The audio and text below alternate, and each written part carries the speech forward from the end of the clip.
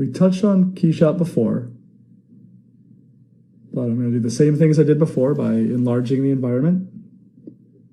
And I'm going to change the canvas to be a little bit more friendly for the type of pose that he has right now. And we'll change that in the future too. Put that same environment on there. Won't really matter at this point what environment it is, but I do recommend that as you're working, you keep different environments on there. Make sure your skin and your materials are reading in a nice way. So I'm just going to make a translucent material on him. Specularity, as we said before, is very important for showing reflection. And just like we did before, I'm making a spotlight. I like the spotlights because they let me really direct the lighting in a way that can be difficult with like an area light or especially with HDRI lights. Relatively new feature to KeyShot, so it's something I've been wanting for a while, so it's great to have it in there. Just softening the shadows. I don't want it to be too harsh. I want the lighting to help sell the design, not hide everything too much, but also not overexpose everything so that it feels flat.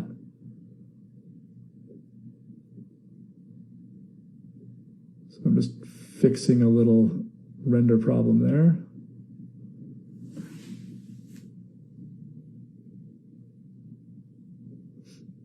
And we skipped over the costume material before, so I want to talk a little bit about some of the default materials in ZBrush, or excuse me, in KeyShot. I'm using a metallic paint for these, and because I retopped this, I can actually use the rounded edges feature. If I try to do this on a Dynamesh object, KeyShot will most likely crash, but on a clean retopped version, it actually gives a nice little kind of beveled edge. I'm making a cloth material now for the cloak, and I'm just using some of the default procedural textures that come with KeyShot. If you really want to get fancy, you can make tileable bump maps and stuff in Photoshop and have very unique feeling materials. But I thought it would be more useful for this just to keep it with the default stuff. And with some of the variations, you can get pretty great looking results really fast. So I have a little color breakup in there. I'm actually pulling colors from the orange and also some of that blue as a secondary weave just to try to tie it all together a little bit more. I've broke off the material now so that the orange leather is not the same as the orange cloak. All you gotta do is unlink materials to do that.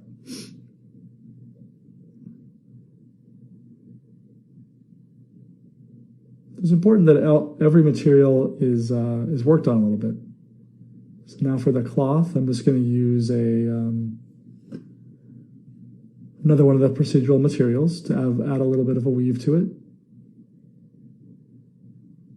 Anything you can get that gives you a free detail is very, very nice. There are ways to add this kind of detail in ZBrush, but I find that to be not very useful at this stage. So this is cloth, so light should actually penetrate through that, which can be a little costly depending on the speed of your computer, and it doesn't add that much to it, but I wanted his body to read, so I'm adding a little bit of that transmission to it. A little bump on the skin. You can see I really needed to go back in there and sculpt in those arms, but not going to show it too much. So I'm using ones that come default with KeyShot. If you don't have these materials, you can get them from the material library. There's textures, the cloud library that comes with KeyShot.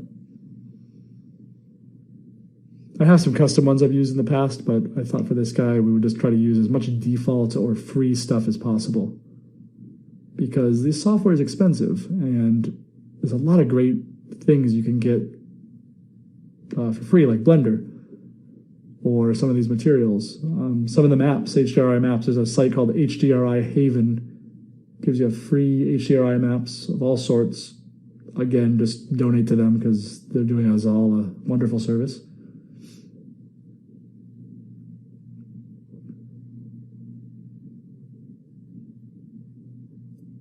Adding some metals here. And you can see by turning off that apply matte cap, I get a very different result. The matte caps bake in lighting information as well, so you get kind of like a curvature that happens, and sometimes that can help sell your shapes, and sometimes it can flatten them. So playing with some color ideas. I want the inside of that to feel like it's different than the leather on the outside, something more comfortable on his skin. And what I'm going to do here is a little bit of advanced Keyshot material stuff. So the node graph is a little imposing if you don't use these things too often, but I really recommend that you follow along with their tutorials online because there's like a 3-hour one on setting up materials like I'm doing here. But the gist of it is I'm adding a curvature to it, which is looking at the way that the shape of the geometry is going and changing the color. So if something is going outward, it'll be the lighter kind of yellowy green. If it's in the middle, it's going to be that orange. And if it's turning inward, it's going dark. This effect can get pretty nasty if you do it too heavy-handed. So you want to be careful with it, but it also opens a lot of, again, free enhancement of the stuff you already did. You spent the time sculpting this detail. Let the materials help you as opposed to fight you. I see so often that people will do beautiful sculptures and then they go to render it and their lighting is flat and the materials are blasted out and it just doesn't look like anything. So now I'm adding this for the main armor. I want that painted metal kind of feel. So what else have we missed?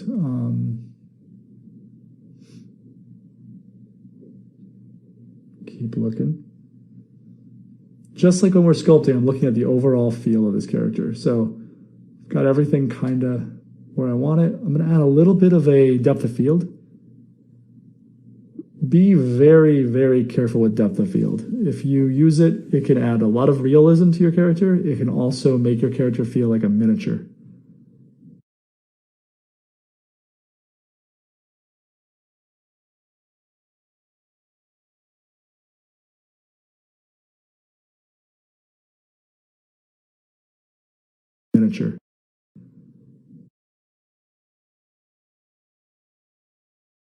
When you use it sparingly. Or if you want something to look small, use it broadly. And you'll notice that every time I change the camera lens, the wider I make it, the depth of field changes too, so I have to keep redoing the focus. I'm going to turn the brightness of this environment down. I want to see what my lighting is doing and where things are not working. And now I'm tweaking the spotlight I want that to be the primary light source.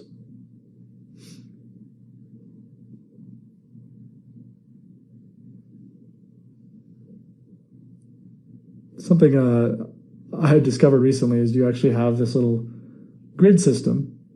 So if you're wondering if you're falling into your rule of thirds, which you don't necessarily have to worry too much about, but sometimes having it on can kind of let you know where it's really going to render. I don't usually have it on. I realized I turned it on for this whole thing and I kind of forgot to turn it off, but I was just trying to show you could do it.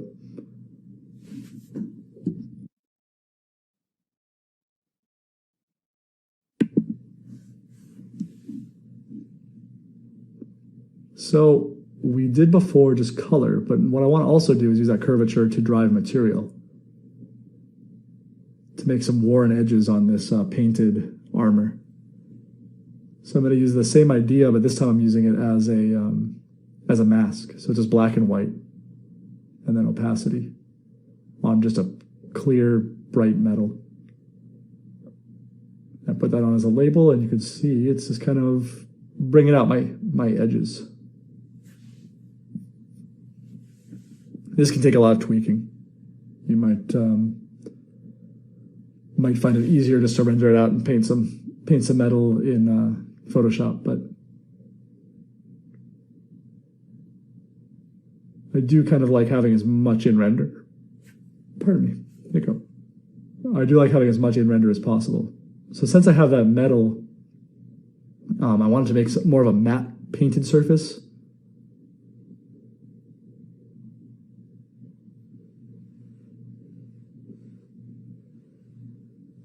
Kind of like a brighter paint. I have a color adjust on there so I can really ramp the contrast on it easier.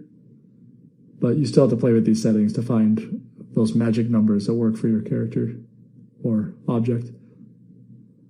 Again, this is a crash course on that, but I do recommend you go to Keyshot or Luxology's site and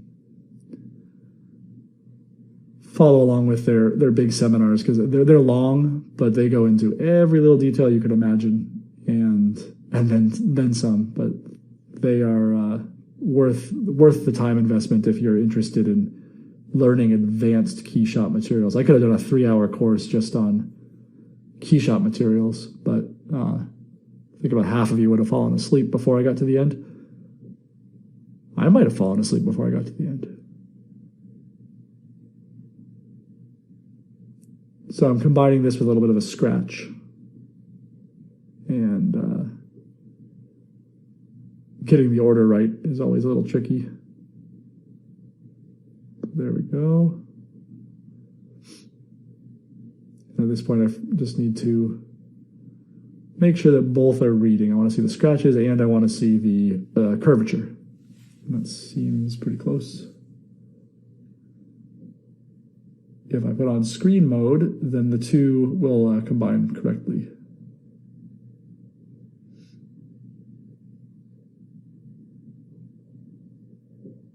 There we go.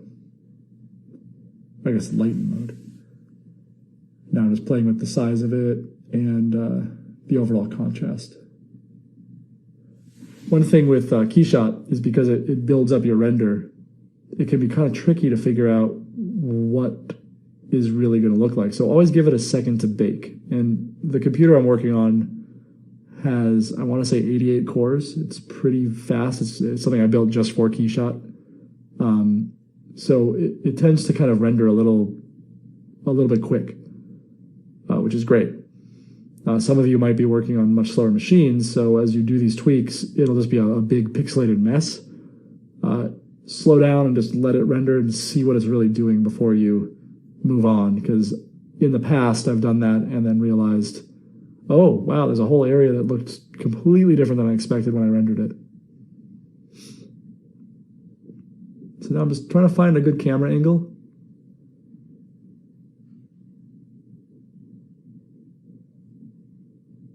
And maybe try some different environments. Like a rim light, I think could be pretty interesting. So rather than use a HDRI that's going to do that, I'm just going to make another spotlight. And this time I'm going to add a color to it.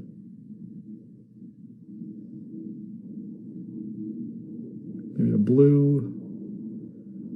Or I think I end up going with a kind of a hot orange, a little hotter color.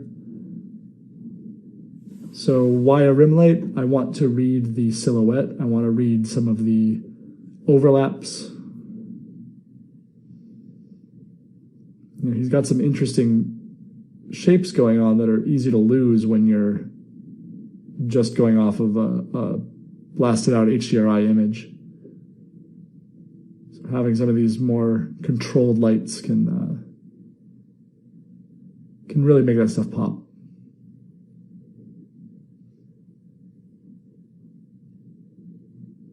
And you'll see I turn my lights on and off a lot. That's for I always want to see what they're really doing. So sometimes I'll turn my environment down to just absolute 0. And I want to change the lighting color and the overall just look of it. I'm using a default Keyshot one, so by rotating it and distorting it, I get a little bit more of maybe a sci-fi kind of bass feel, rather than just a parking garage. I do like that HDR map, though. I use it a lot. it's neutral enough that it shows your design, but it's also got enough contrast that it can give some visual interest.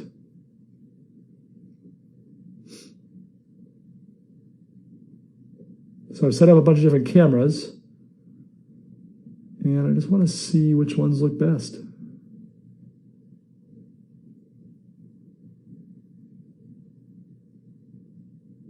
Looking for what makes the character's attitude read.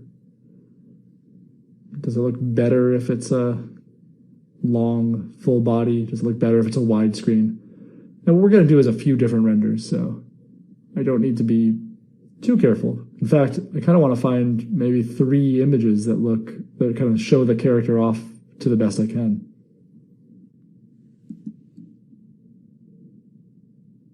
So at this point, we're checking everything from lighting to materials.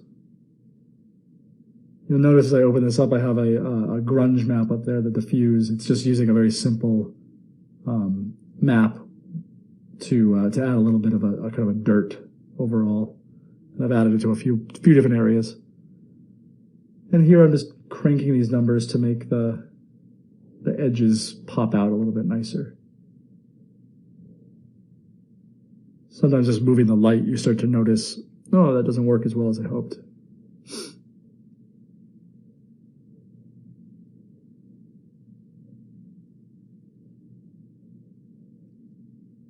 And once we have these materials to a place where we're happy,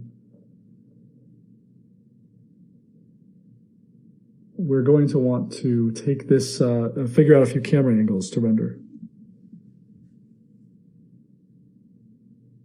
So if we do a far away shot, we're going to want to have maybe a mid-angle shot. Show the staff, show the pose. Probably a close-up of the face, and maybe a side shot of the head design too. And if those are working, we'll render them out and move on to the next step.